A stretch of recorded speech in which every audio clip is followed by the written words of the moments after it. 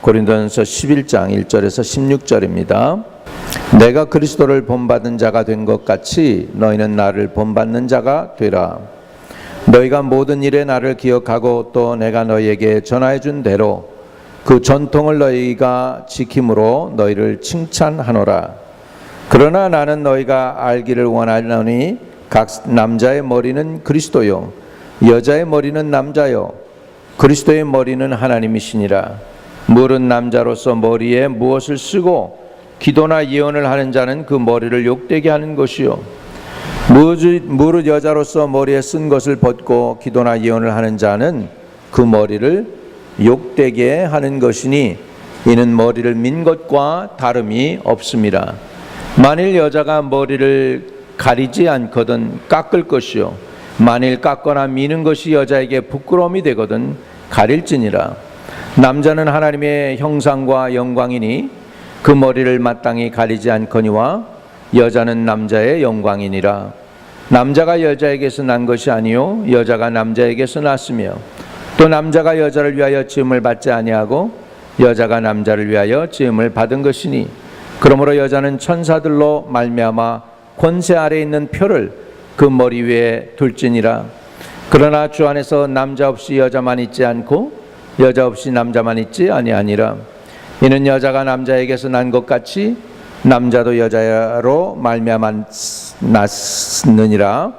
그러므로 모든 것은 하나님에게서 났느니라. 너희는 스스로 판단하라. 여자가 머리를 가리지 않고 하나님께 기도하는 것이 마땅하냐? 만일 남자에게 긴 머리가 있으면 자기에게 부끄러움이 되는 것을 본성이 너희에게 가르치지 아니하느냐? 만일 여자가 긴 머리가 있으면 자기에게 영광이 되나니 긴 머리는 가리는 것을 대신하여 주셨기 때문이라. 논쟁하려는 생각을 가진 자가 있을지라도 우리에게나 하나님의 모든 교회에는 이런 관례가 없느니라. 아멘. 이 말씀에 하나님의 은혜가 함께 하시기를 바랍니다. 예나 지금이나 예배라고 하는 것은 굉장히 중요합니다.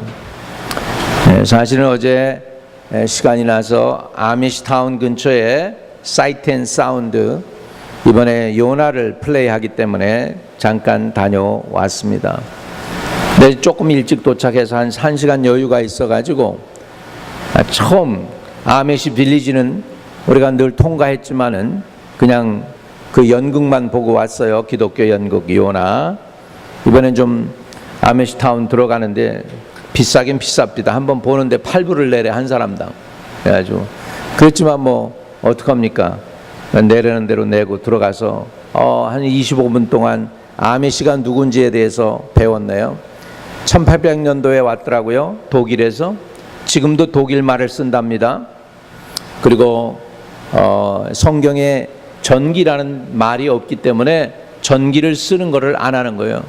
그래서 철저하게 세속하고 결별한 상태에서 아메시들은 지금도 자동차 타고 다니지 않죠.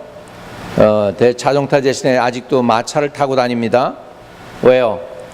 그런 걸 다 쓰면은 세속화된다는 거예요. 그래서 철저하게 자신들을 구분해서 예배를 드리려고 애를 씁니다. 그리고 예배는 언제 드리냐? 아침 8시에 일어나서 12시까지 매일 예배를 드린답니다. 예배가 끝난 다음에 밥을 먹고 이제 농사일을 그때서부터 짓기 시작하는 거예요.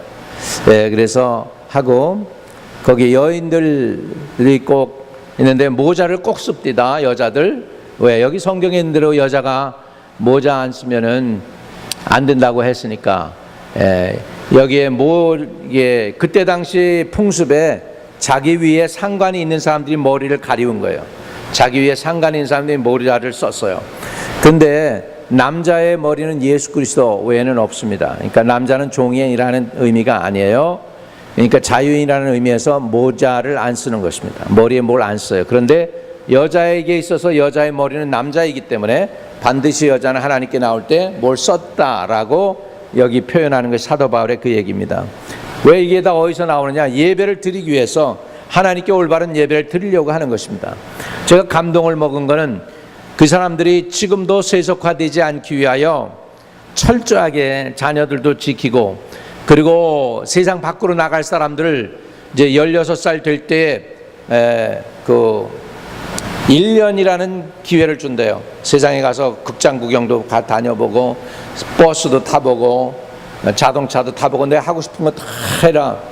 그리고 나서 세상으로 나갈래? 아미시 타운에 그냥 남을래? 그거를 결단하는데 98%가 세상 것을 경험을 한 다음에 나는 아미시로 남겠다고 그러고 2%만 세상 바깥으로 나간답니다. 2%만. 그거는 우리 기독교 애들보다 훨씬 중요한 거예요. 우리 기독교 애들 자녀들 커가지고요, 대학교 가면은 90%가 안 들어온대요. 교회로 안 돌아오고 세속화돼요. 세상에 접해가지고 세상 따라가는데 아메시는 98%가 돌아오고 2%만 세상으로 빠지는 거예요. 그러니까 그 사람들이 우리 기독교인보다 훨씬 잘하고 있는 거예요. 자녀들 믿음 지키게 하는데 훨씬 훌륭하게 잘 하고 있습니다. 지금도 예배는 어떻게 드리냐니까 독일 말로 드린답니다. 그거 아셨어요? 독일 말로 드리는지? 독일 말로 드려요. 우리 세상 사람들과 얘기할 때 영어로 하지만 자기네들끼리는 독일 말로 해 아직도. 그리고 무슨 성경을 읽냐 했더니 독일 옛날 고전 독어를 한대. 고전 독일어 말을. 그러니까 영어도 옛날 말이 있잖아요. 유를 다우로 쓰고 말이죠. 예? 그렇게 쓰는 당신이라고 하는 걸 유라고 쓰지 않고 이라고 쓰기도 하고, 하나님을 높일 때에는 thou라고 쓰잖아요. 유가 아니고. 이런 옛날 영어, 고전 영어가 있는 것처럼 독일어 고전 말, 그거를 지금도 읽고 예배를 드린다고 합니다. 이만큼 예배를 철저히 드리고 세상과 구별하려고 애를 쓰는구나. 예, 그러니까 자동차도 물론 탈 수 있는데 안 타고 마차를 타고 다니고요. 예, 전기불을 켤 수 있는데 전기불 안 켜고 그냥 어둡게 하고 창문 있어요. 그게 근본이야. 그리고 촛불 켜는 거예요. 그게 전부예요. 이렇게 살려고 애를 쓰는 사람들이 있구나. 그런데 놀라운 사실은 그 사람들이 가난하지 않다는 거예요. 왜? 그 사람들 구경하기 위해서 외부에서 얼마나 쏘자도 들어오는지 몰라. 그래서 한번 구경할 때 8불씩 내고 들어가잖아. 그러니까 그죠? 예, 사이트 앤 사운드 띄어러 보면서 또 저기 하죠. 그 동네가 가난하지가 않습니다. 아메시 동네. 하나님이 축복해 줘가지고 경기가 다른 필라델피아 그쪽은 다 안 좋은데 거기만은 괜찮아. 하나님이 함께 하니까 예배 철저히 드릴 때 하나님이 축복하실 줄로 믿습니다. 예, 예배를 아주 철저하게 그렇게 구별해서 살려고 애를 쓰는 그런 사람들도 있는데, 내가 너무나 구분 없이 살았구나 하는 그런 마음에 내가 목사지만 그 사람들 앞에서 참 부끄러웠습니다. 또 아미시를 보니까 이 수염이 있는데, 아미시 남자들 수염 다 기르잖아요. 수염 기른 남자들은 장가 간 거고, 이렇게 우리처럼 수염 깨끗하게 이게 수염이 없는 사람들은 장가 안 간서 총각들은 수염을 기를 수가 없게 돼 있대요, 법으로. 그래서 총각은 수염을 못 기르는 거예요. 그냥 결혼해야 수염을 기르는 거예요. 재밌지 않아요? 예, 여자들은 다 이렇게 머리를 이렇게 쓰고, 그리고 평생 똑같은 스타일의 옷만 입어. 평생 검은 옷. 그건데 저기로 딴 거예요. 저 뭐예요? 모직으로.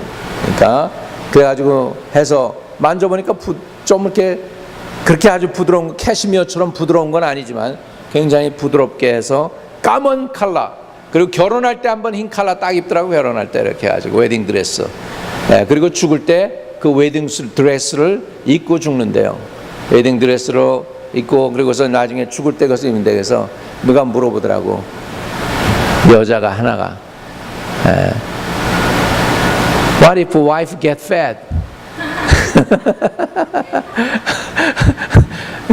살쪄가지고 그 옷이 안 맞으면 어떻게 해? 그러니까 That's a good question. 그러더니 그 옷으로 덮어준대. 재미있는 얘기를 듣고 왔습니다. 교회 생활의 기본 길은 5가지입니다. 예배입니다. 교육입니다. 또 전도와 선교입니다. 성도의 교제입니다. 봉사입니다. 예배는 잘 드리는데 하나님 말씀 배우는 거 별로로 생각하면 안 되고요. 예배는 잘 드리고 20년 30년 교회는 잘 다닌 것 같은데 한 영혼도 예수 믿도록 만들지 못했다면 그것도 조금 이상한 거. 예배는 잘 드리는데 나는 하나님하고 직접 교제해. 사람하고는 필요 없어.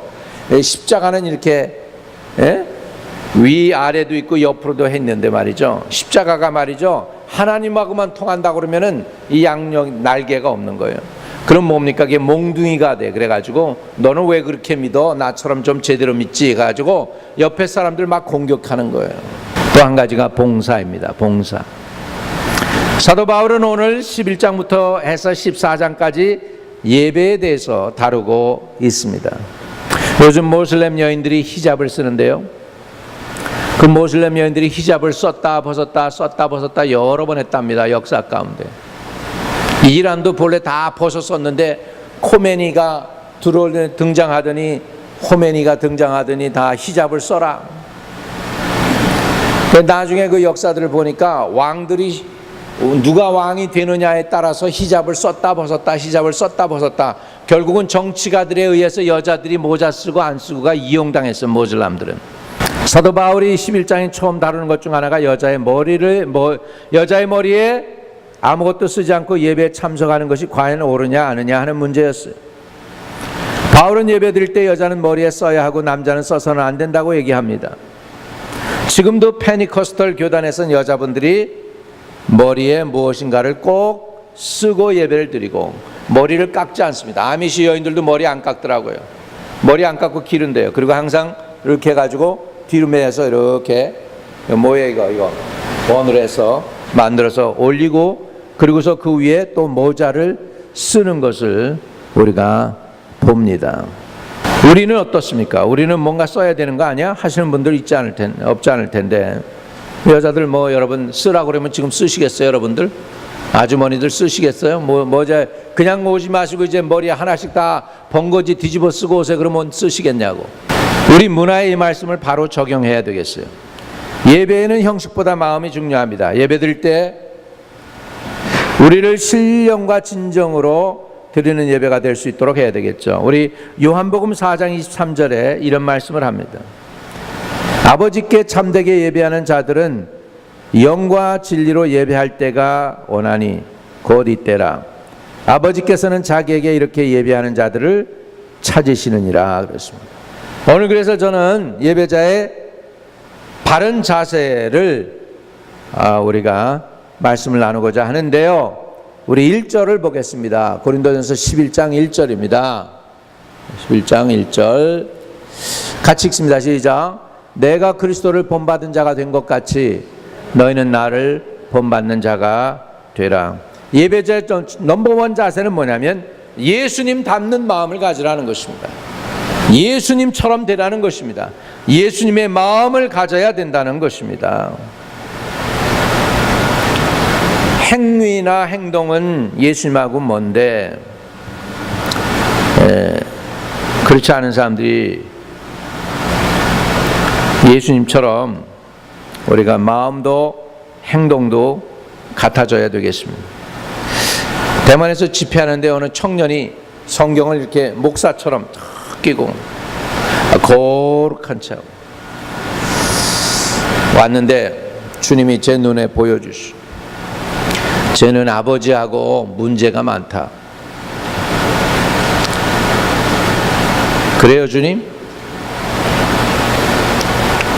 그래서 기도해 주기 전에 너 아버지하고 관계가 어때? 자기 아버지하고 말 안 한 지 2년 됐다. 근데 교회 오는데 십자가 큰 거 목사보다도 더 거룩하게 생겼어. 목걸이에다가 십자가 큰 거 번쩍이는 십자가 이렇게 딱 하고 성경책 딱 이렇게 끼고 다 속는 거죠. 쟤는 아주 그냥 굉장히 거룩한 애다. 속는 거지. 청년인데 한 3, 40대 청년. 주님이 그 마음을 주시오. 대뜸 놓고 그랬지. 너 아버지 How is your relationship with God? 2년 동안 다 너 복 받으려면 너 아버지하고 잘 되래. 회개해라. 그 거룩한 채 하지 말고 내 마음부터 하나님 앞에 깨끗이 해. 예배자의 자세가 바로 이런 것입니다. 자기가 성경책 꼈다고 거룩해지는 게 아니고 모습을 가지고 있다고 되는 게 아니고 마음가짐이 하나님을 닮아야 돼. 마음이 하나님 앞에 진실해야 될 줄로 믿습니다. 우리 교인이니까 이런 소리 알아듣죠. 제가 누군지를 우리 교인들은 알잖아. 그러니까는 어떤 은사가 있는지 아니까 이런 얘기하지. 이런 거 딴 사람들이 이런 얘기하면은 저 목사 누구야? 지가 어떻게 사람 마음을 읽어? 이렇게 얘기할 거 아니에요?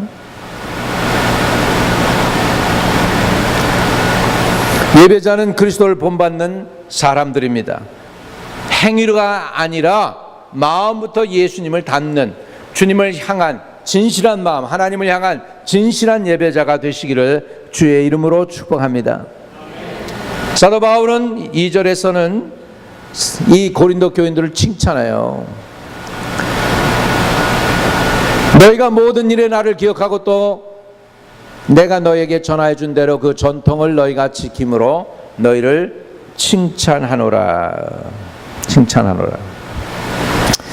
고린도 교인들을 오래간만에 칭찬하고 있어요. 사도 바울이 오래간만에 칭찬을 해요. 근데 뭐냐면 사도 바울이 가르친 대로 그 전통을 지키더라는 거예요. 사도 바울이 가르친 대로 전통을 지켰다. 그래서 칭찬하는 것이죠.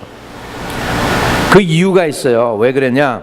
사도 바울이 아테네에 가가지고 자기가 가말리아 그 율법사에서 배운 그런 모든 걸 가지고 그 지식을 총동원해서 이 사람들 예수 믿게 해보겠다고, 아테네니까 지성인들이 많으니까 지식을 가지고 한번 해보려고 전도를 했는데, 딴 데서는 능력으로 성공을 했는데 아테네에 가서 아주 그냥 사도 바울이 전하는데도 한 영혼도 구원 못 시킬 정도로 완전히 실패했어요.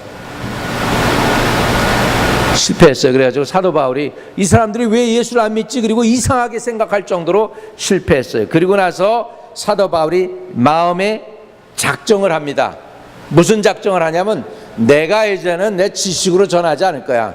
이제는 예수 그리스도의 십자가가 능력밖에 난 전하지 않을 거야. 마음에 결단했어요. 그리고 고린도 교회에 온 거예요. 고린도 교회. 자, 고린도전서 2장을 보세요.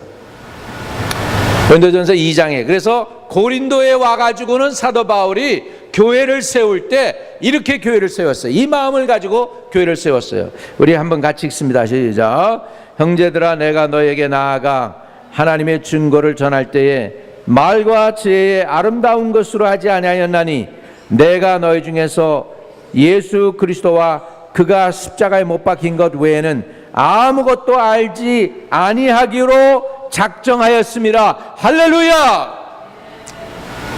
아테네에서 아주 미즈러블하게 페일한 사도 바울이 고린도에 갈 때는 자기가 알았어. 내가 예수님의 십자가 복음을 전한 게 아니고 인간 철학으로 저 사람과 함께 말싸움을 해보려고 한 게 아닌데는구나 깨닫고 나서 이제는 사도 바울은 뭐만 가지고 가겠다고요? 예수님의 십자가와 부활, 하나님의 능력만을 전하겠다고 결단하고 고린도에 가서 그 예수의 능력만을 전했더니 교회가 세워진 거예요. 아멘. 그 세워진 교회의 결과가 지금 고린도 교회가 된 것입니다. 바울은 18개월 동안 고린도에 머물면서 교회를 확실하게 세웠습니다. 그리고 3번이나 그 후에 고린도 교회를 방문했고요, 4번이나 고린도 교회에 편지를 썼어요. 오늘 우리에게 남아있는 건 2편지밖에 없어요. 그런데 본래 사도 바울이 고린도 교회에 쓴 편지는 4권이야, 4권. 그 중에 지금 현재 우리에게 남아있는 건 2권밖에 없어서 우리는 뭐라고 얘기합니까? 고린도 전서, 고린도 후서로 이렇게 나누어지는 거예요. 그러나 본래 사도 바울은 고린도 교회를 마음을 돌이키게 하기 위하여, 견고하게 세우기 위하여 4번이나 편지를 썼었습니다. 그만큼 사도 바울이 하나님의 교회를 사랑했습니다. 그들을 이렇게 사랑한 사도 바울 때문에 그 교회는 바울이 전한 유전을 지금도 지키게 된 거예요. 그래서 2절에 너희가 모든 일에 나를 기억하고 내가 너에게 전해준 대로 그 전통을 너희가 지킴으로 너희를 칭찬하노라. 사도 바울이 이렇게 지금 칭찬을 했습니다. 여기에서 유전은 다른 사람들로부터 전해져 오는 것이라는 의미가 있어요. 유전이라는 단어를 보니까 tradition 이란 단어는 다른 사람들로부터 전해져 내려오는 것으로 예수님께서 직접 하신 말씀도 있고 또는 교회에서 지켜 내려오는 것들이라고 표현하고 있습니다. 우리들도 고린도 교인들처럼 복음을 여러분께 전해준 사람들을 기억해 줘야 합니다. 여러분의 친구가 전도해서 여러분을 데려왔더라면 그 친구를 늘 고맙게 생각해야 될 것입니다. 혹시나 여러분의 부모님이 여러분에게 복음을 전해준 분들이라면 그 부모님을 고맙게 생각해야 될 것입니다. 그 육신의 부모님이 여러분에게 생명을 준 것처럼 복음을 전해준 사람을 여러분이 인정해주고 고마워하고 감사해하는 것은 미덕인 줄로 믿습니다. 복음을 전해준 사람을 지금은 내가 좀 세지고 내가 좀 권위도 생기고 물질도 있다고 그래서 뭐 그냥 무시하고 뭐 그냥 별로 탐탁지 않게 여긴다면 그거는 잘못된 것입니다. 우리는 복음을 전해주는 사람을 존귀히 생각하고 고맙게 생각해야 될 의무가 있는 줄로 믿습니다. 사람은 의리가 있어야 돼. 의리가 있어야 돼. 제가 보니까 우리 민족이 일본한테 당해, 중국한테 당해, 말갈족한테 당해, 여진족에 당해, 뭐 하도 당하다 보니까 임기응변은 늘었어요. 그런데 뿌리가 약해. 뿌리의식이 약해서 잘 흔들려요. 너무나 흔들려요. 뿌리의식이 약해. 그래가지고 뭐 중국 사람들도 인간들입니다만은 조금 뿌리의식이 좀 있는 것 같아요. 다 그 사람들도 똑같은 인간이지만 덜 배신해요. 한결같은 게 좀 있어요. 우리는 왜 그러냐 생각해 보니까 이거는 섬도 아니고 그렇다고 이건 대륙도 아니고 섬 비슷한데 섬은 아니고 대륙에 붙어 있긴 한데 대륙 기질도 아니에요. 그러니까 이런 사람들을 무슨 기질이라고 하냐면 반도 기질이라고 그래요. 반도 기질. 필요하면 대륙 사람들처럼 행동하고 필요하면 또 섬 사람처럼 행동을 해요. 그러다 보니까 굉장히 사람들이 머리가 발달되고 잘해요. 인기응변도 좋아요. 그러나 한결같은 거는 없어요. 한결같은 게 부족해요. 우리나라 민족에게 한결같은 거, 진실한 거, 환경에 의해서 유동되지 아니하고 자기 자리를 지키는 거, 이런 것들이 있다면 앞으로 우리 자녀들을 그런 식으로 교육한다면 우리 자녀들이 이 땅에서 머리가 될 줄로 믿습니다. 아멘. 우리에게 복음을 전해준 사람 존중히 여기는 거 필요합니다. 자, 히브리서 13장 17절입니다. 너희를 인도하는 자들에게 순종하고 복종하라. 그들은 너희 영혼을 위하여 경성하기를 자기들이 청산할 자인 것처럼 하느니라. 그들 하여금 즐거움으로 이것을 하게 하고 근심으로 하게 하지 말라. 그렇지 않으면 너희에게 유익이 있어요, 없어요? 유익이 없대요. 말씀 전하고 말씀으로 영으로 여러분을 인도하는 사람들을 어떻게 하냐면 순종하고 복종하래요. 존중해 주라는 거예요. 얘기는 존중해 주라는 거예요. 마음으로도 진심으로. 그들은 너의 영혼을 위하여 경성하기를 자기들이 청산할 자인 것 같이 하느니라. 그들로 하여금 즐거움으로 이것을 하게 하고 말씀 전하는 이 사역을 행복해서 전할 수 있게 만들라는 거예요. 이것을 하게 하고 근심하게 하지 말라. 그렇지 않으면 너에게 유익이 없대요. 11조 한 거, 영혼들 전도해온 거, 교회 10년 20년 봉사한 거 유익이 안 돼요.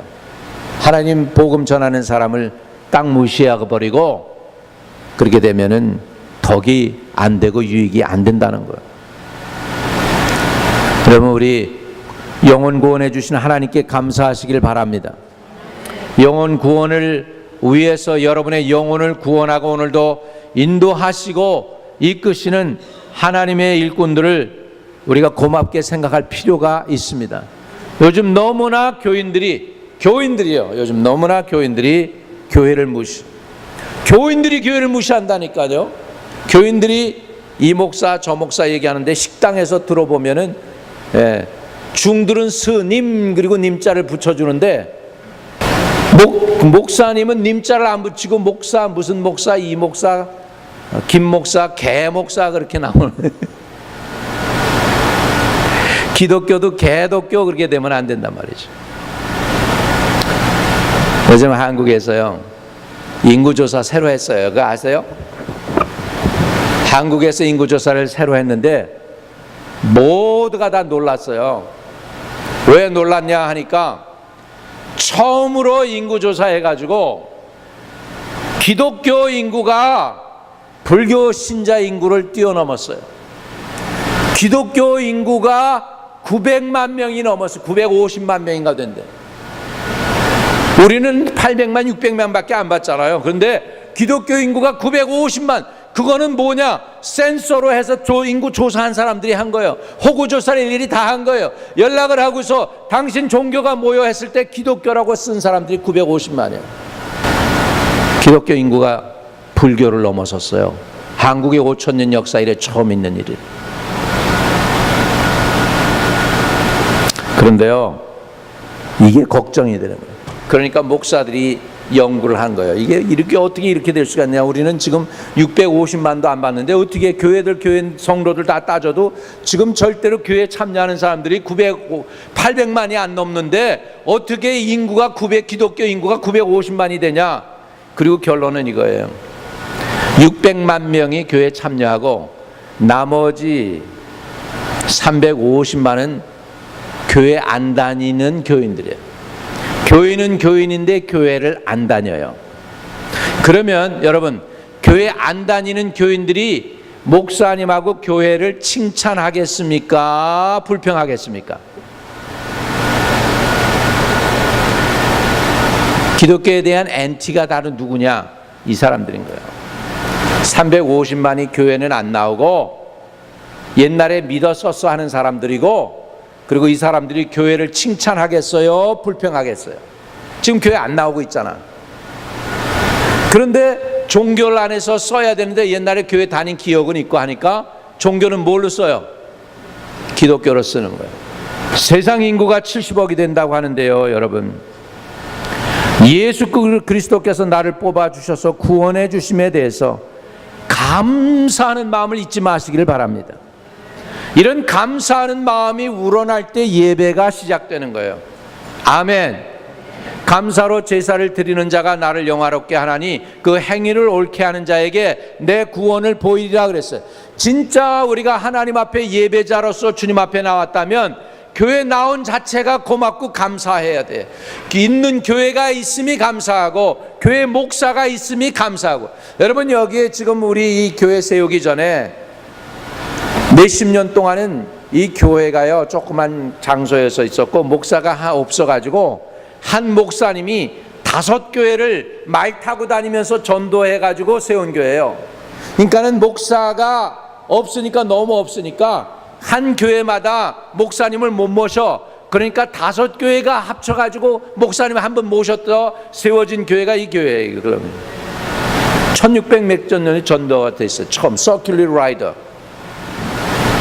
그 장소, 이 거룩한 장소에서 지금 여러분이 지금 예배를 드리고 있습니다. 여기 코너스톤 보면 1840년, 46년인지 40년. 그 다음에 다시 재건축한 게 1920 몇 년인가 그렇게 하죠. 이런 장소에서 우리가 예배 드린다는 거 고맙지 않습니까? 우리 예배자의 마음, 첫째는 예수 그리스도를 본받는 거, 두 번째는 우리에게 복음을 전해준 사람들을 감사한 생각하고 또 내게 생명을 주신 예수님을 고마워해서 그 기본 중심에는 하나님에 대해서 영원 구원해 주심이 고맙고 복음을 전해줄 사람을 붙여주심이 고마운 그런 마음으로 예배 드릴 수 있기를 주의 이름으로 축복합니다. 근데 요즘 그런 게 없어졌어요. 우리가 예배 드리면서 생각할 때 교회 와주는 성도들이 우리 교회 빼놓고 딴 데는 무지무지 많아요. 교회 와주는 거예요. 내가 목사님이 필요합니까? 목사님이 나를 필요로 합니까? 자기 생각에는 목사가 자기가 더 필요한 것 같아요. 아니면 목사님이 자기를 필요로 하는 것 같아요. 근데 목사님이 자기를 필요로 하는 것이 자기가 목사님을 필요로 하는 것보다 더 많은 거야. 교회도 마찬가지야. 교회도 내가 필요하지 내가 교회를 위해서 있는 것이지 교회가 날 위해서 있는 거 별로 자기는 교회 도움 못 받는 것 같은 생각이 드는 거예요. 그러니까 교회 나와주는 거예요. 목사님한테 나와주고. 이렇게 되면 믿음이 성장하지가 않습니다.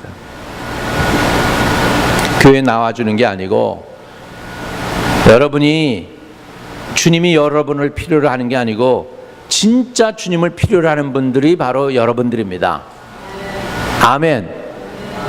그게 마음에 와닿아야 돼. 내가 지금 주님을 필요로 하고 있고 내가 지금 주님의 은혜를 받아야 되고 내가 주님의 용서를 받아야 되고 내가 주님이 주시는 구원과 영생을 받아야 되고 내가 주님이 베푸시는 능력을 받아야지.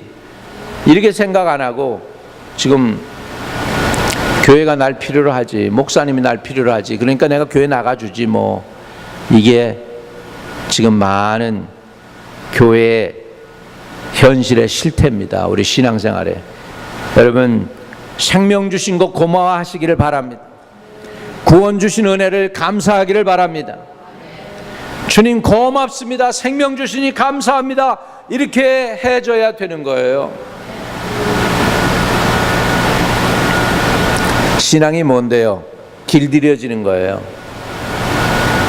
나는 온유하고 겸손하니 내 멍에를 메고 내게 와서 배우라 그랬는데 그 온유하다 겸손하다는 단어를 헬라 사람들이 쓸 때 겸손하다 온유하다 그 단어가 뭐냐면 길들여졌다는 거예요. 길들여졌다.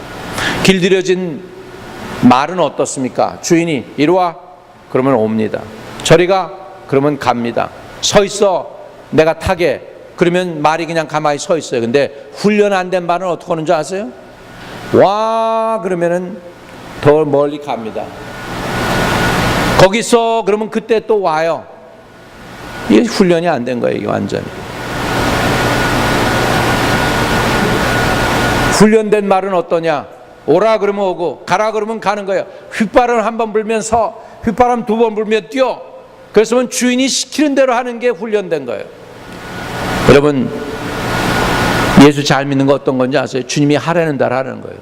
와라 그러면 오시고 가라 그러면 가시고 멈춰라 그러면 멈추고 순종하라 그러면 순종하고 해라 그러면 행하게 이렇게 길들여진 사람들, 이 사람들이 예배자인 줄로 믿습니다.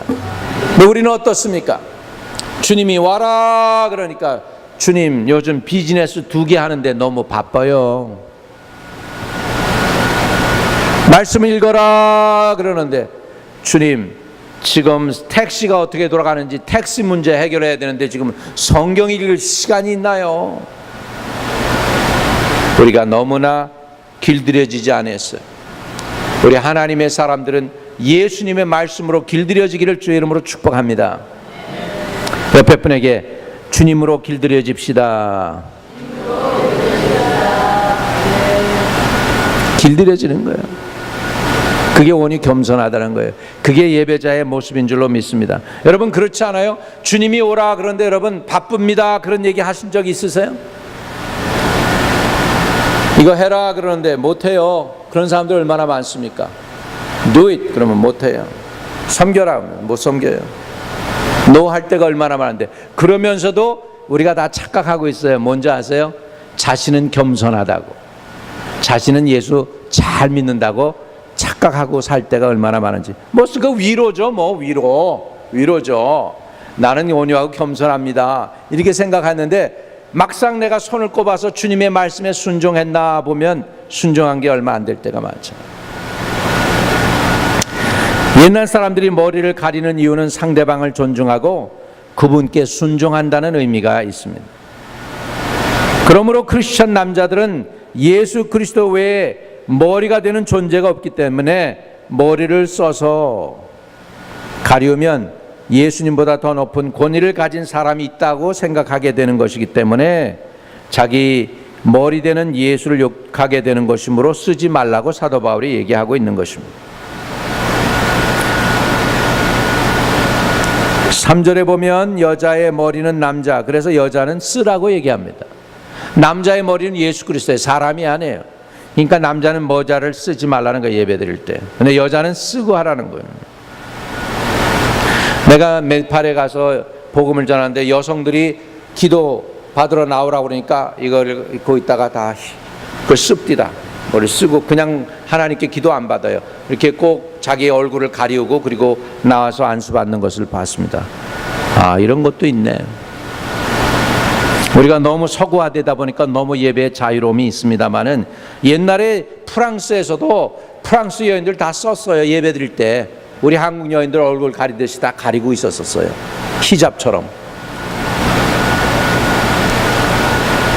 여자는 머리를 쓰라는 거예요. 그렇지 않으면 깎으라고 했어요.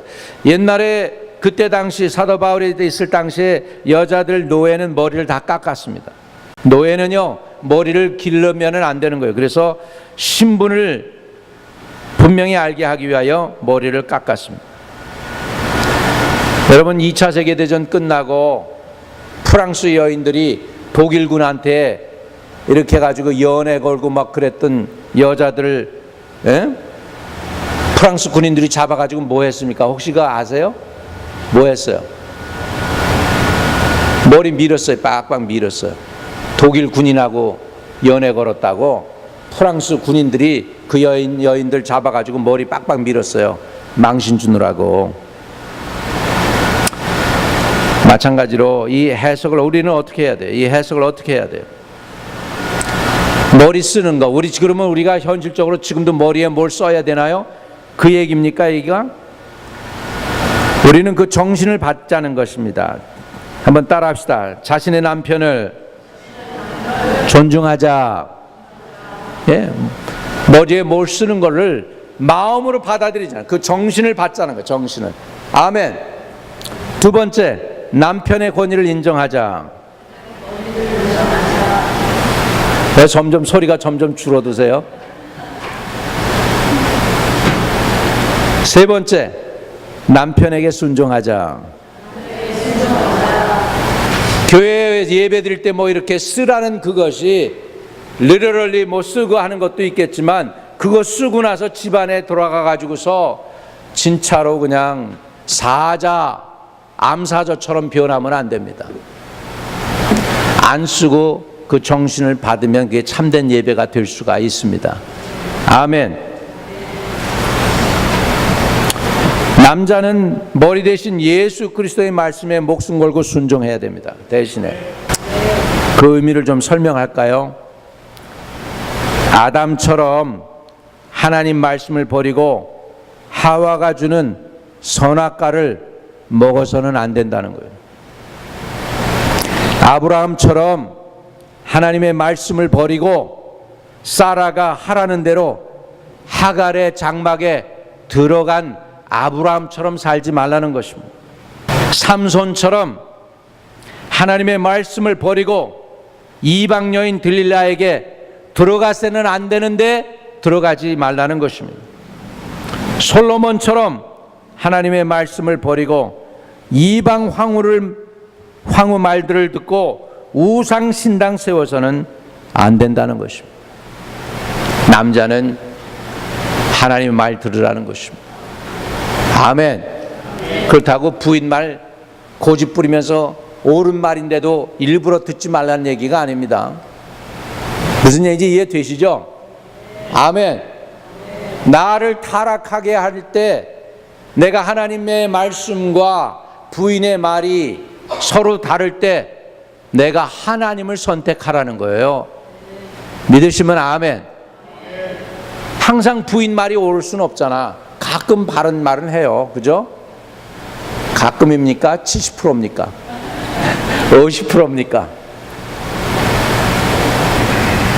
성령 충만한 부인이면 100% 하나님 말씀하시는 대로 순종하는 부인이면 되겠죠. 예. 자, 에베소서 5장 28절입니다. 에베소 5장 28절. 우리 남자분들만 크게 읽겠습니다. 남자분들 다 읽으세요. 시작. 이와 같이 남편들도 자기 아내 사랑하기를 자기 자신과 같이 할지니 자기 아내를 사랑하는 자는 자기를 사랑하는 것이니라. 아멘. 아멘. 그러니까 결국은 사랑이라는 거예요. 부부 사이에도 사랑이라는 것입니다. 사랑하는 것으로 가정을 온전히 이끌어야 됩니다. 자, 11절입니다. 11장 11절 같이 읽어요. 11장 11절 같이 시작. 그러나 주 안에서는 남자 없이 여자만 있지 않고 여자 없이 남자만 있지 아니하니라. 이 얘기는 뭐예요? 남자나 여자나 펑션은 다르지만 동일하다는 거예요. 여자라고 깡무시당해서는 안 된다는 것입니다. 그러나 주 안에서는 남자 없이 여자만 있지 않고 여자 없이 남자만 있지 아니하니라. 이 얘기는 뭐예요? 남녀는 평등하다는 거예요. 하는 일이 다르다는 것입니다. 믿으시면 아멘. 결론을 내리겠습니다. 예배는 서로 화목하는 것입니다. 한 지붕 안에서 같이 사는 사람과 화목하는 것입니다. 혹시라도 화목하지 않으면 미움, 원망, 상처가 서로 있다면 그 미움, 원망, 상처를 가지고 그대로 예배 드리러 나와서는 안 되죠. 먼저 그 상처와 미움과 원망을 싸매고 먼저 화목하고 회개할 때 예배를 하나님이 기뻐받아 주실 줄로 믿습니다. 아브라함은 이삭을 바쳐서 예배를 드렸습니다. 한나는 마음을 쏟아서 주님께 기도했더니 하나님이 사무엘이라는 기도의 응답의 아들을 보내주셨습니다. 고넬료는 가정 예배를 제대로 드리고 가난한 사람들을 구제했더니 베드로가 와서 성령 충만 받는 놀라운 예배가 성공으로 이루어진 것을 보게 됩니다. 우리 결국 예배자는 가정 예배에서 성공해야 됩니다. 가정에서 예배를 성공하시고, 그래서 가정은 교회 같은 가정 이루시고 교회는 또 가정 같은 교회가 되시기를 바랍니다. 허물과 죄도 덮어주고 용납해주고 품어주는, 따라합시다. 교회 같은 가정, 그 다음에 가정 같은 교회 이루시게 되시기를 주의 이름으로 축복합니다. 아멘. 기도하겠습니다. 주님, 가정은 교회가 되게 하시고 교회는 가정이 될 수 있는 그런 복을 주시고 참 예배자의 자세로서 가정에서부터 예배가 시작되게 해주세요. 교회에 나오기 전에 미리 하루 전에 이미 준비되고 예비된 예배를 드릴 수 있도록 은혜를 도와야 주시옵소서. 아버지 하나님, 우리의 믿음과 신앙을 끝까지 잘 지키며 하나님께 영광 돌릴 수 있게 해주시고 전도의 문을 열어주시고 은혜의 문을 활짝 열어주시고 축복해 주시옵소서. 우리 구주 예수 그리스도의 이름으로 간절히 기도합니다.